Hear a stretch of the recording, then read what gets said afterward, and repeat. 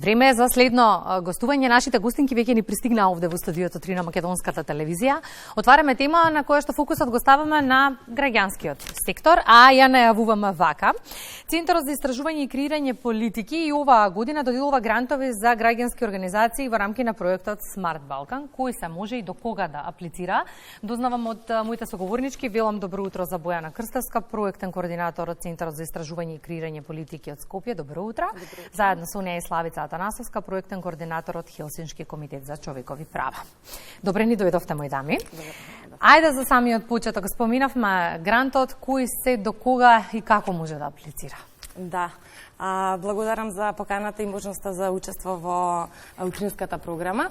Во рамките на проектот Smart Balkan, граѓанско општество за поврзан Западен Балкан, кој што се имплементира од страна на конзорцијум од 3 организации: Центар за истражување и креирање политики од Македонија, Центар за поддршка од цивилно друштво од Босна и Херцеговина и IDM од Албанија, и е поддржан од Министерството за надворешни работи на Кралството Норвешка.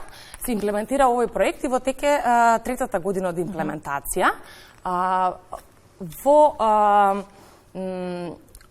Во овој момент имаме отворен повик за национални интервенции, на кои што може да аплицираат организации од Северна Македонија. Инаку повикот е отворен во сите 6 држави на Западен Балкан. Рокот за аплицирање е 21 октомври и главната цел на овој повик е зголемено влијание во општеството. Инаку фокусот се 2 главни теми: сигурност и стабилност и добро владење. Во однос на сигурност и стабилност треба да се стави акцент на неколку точки: тоа меѓукултурен диалог и социјална кохезија, енергетска безбедност и владење на правото, додека од делот на добро управување очекуваме граѓанските организации да се фокусираат на граѓанско учество во процесите на носење одлуки, дигитализација и зелена транзиција, човекови права и родова еднаквост и европска интеграција. Споменавте трета година. Какви се ефекти досега бележи овој? Навистина, мислам дека нема да имаме време се да кажем, меѓутоа можам како бројка, во 2 минути, можам да кажам дека како бројка во делот на грантовата шема, дека имаме доделено на ниво на 6 држави 202 проекти во износ од 8 милиони, околу 8 милиони 225 илјади евра. Инаку во рамките само на територијата на Северна Македонија имаме доделено 26 грантови. Инаку во рамките на овој повик можеме да доделиме уште 5 грантови во Северна Македонија, да се навратам на резултатите. Со цел, немав ни можност да ја кажам целта на проектот, меѓутоа едно од целите е вмрежување и зајакнување на капацитетите на граѓанските организации. За таа цел досега организиравме 4 национални и регионални конференции. Меѓутоа, директните производи, кои што директно може да ги користи граѓанскиот сектор, се достапни на страната smartbalkansproject.org и таму може да се најдат преку 160 кратки совети кои што се корисни за граѓанскиот сектор, 9 туторијали, така да мислам навистина се трудиме да допринесеме кон зајакнување на капацитетите на граѓанските организации на ниво на Западен Балкан. И во тој контекст, каков граѓански сектор имаме во моментот во Македонија? Ако знаеме и свесни сме дека токму граѓанскиот сектор е носител на сериозни промени во општеството глобално.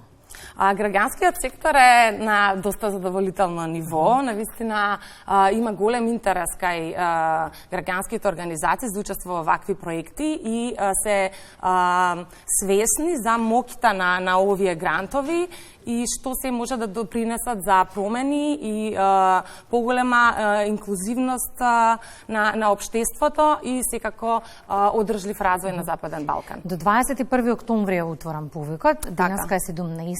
Колкав интересот до сега? Видете, секогаш граѓанските организации ги оставаат последните денови за аплицирање и затоа ова беше некако одлична можност за како последен подсетник До сега имаме околу 6 апликации, меѓутоа со оглед на тоа што минатиот повик имавме 50, очекувам дека последните 2 дена да, сите ќе бидат. Едни од нашите грантисти во рамките на проектот Smart Balkan и Хелсинскиот комитет за човекови права, па затоа и Славица нели е со нас. Да. Славица, тука сакам да ве вклучам во овој сегмент од разговорот. Забележав дека реализиравте неколку проекти. Го ставате фокусот на свесноста на младите за заштита при користење на интернет просторот. Имаме летна школа за млади за дигитални права и сајбер безбедност, по актуелни теми здравје. Во овој период кога навистина ги чувствуваме и бенефитите, но и ризиците од сајбер просторот. Каков е успехот од овие проекти? Па вака, пред да ги кажам целите на проектот кој што го спроведуваме, ќе се вратам еден чекор поназад. Во 2021 ние направивме едно истражување. Таргетиравме средни училишта и направивме истражување за застапеноста на говорот на омраза и вознемирувањето на интернет. И тоа истражување покажа дека младите се изложени на овие појави.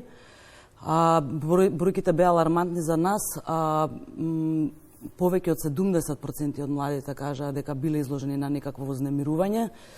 Од 300 испитаници, дури 11 лица заокружија дека имале суицидни мисли, што нас не алармираше дека има сериозни последици врз менталното здравје на младите.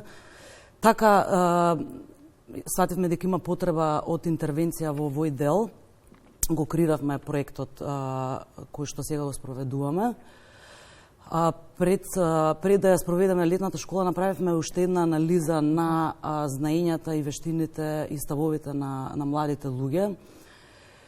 Уште еднаш потврдивме дека има потреба од зголемување на капацитетите. Таргетиравме, односно во фокус ги ставивме 5 теми: заштита на лични податоци, говор на омраза, медиумска писменост, дигитално насилство и сајбер малтретирање. Од овие теми конструиравме летна школа, поканивме млади, соработуваме заедно со Младинскиот образовен форум, Сојузот на средношколци и Националниот сојуз на млади. Летната школа помина одлично, младите имаат и такако потреба за овие теми. Понатаму, нашиот план е да застапуваме пред институциите за да овие теми некако влезат во формалното образование. Тоа е неопходно, апсолутно. Да, ќе се залагаме за тоа и тоа ни се следните активности. Исто така имаме и активност која што ќе се спроведува во деновите на медиумска писменост. Ќе се одржува од 28 до 4 јуни. Нашата активност, панел дискусија, малце сакаме да влеземе и во делот на вештачка интелигенција, затоа што знаеме веќе масовно се користи. Така што 28 имаме панел дискусија етика во вештачката интелигенција и ќе имаме експерти и ќе можеме да разговараме на оваа тема. Со стартот на деновите на медиумска писменост и во Македонија наутро секако гласно ќе говориме на оваа тема. Може ли да договориме, Славица, и едно гостување во овој период? Малку во детали да ги изанализираме и статистиките, но и промените кои можеме да ги направиме во овој сегмент. Дами мои, останува само да подсетиме уште еднаш, 21 октомври е последниот датум. Лани имало 50-тина. Очекуваме да се надмина бројката во овие последни 2 дена кога може да се аплицира. Ви благодарам многу и ние се гледаме по завршувањето на отворениот повик да видиме што ќе се случува понатаму. Може така? Така. Со вас се гледаме на деновите на медиумска писменост. Благодарам многу. Одиме со вести, колишката Маја веќе подготвена.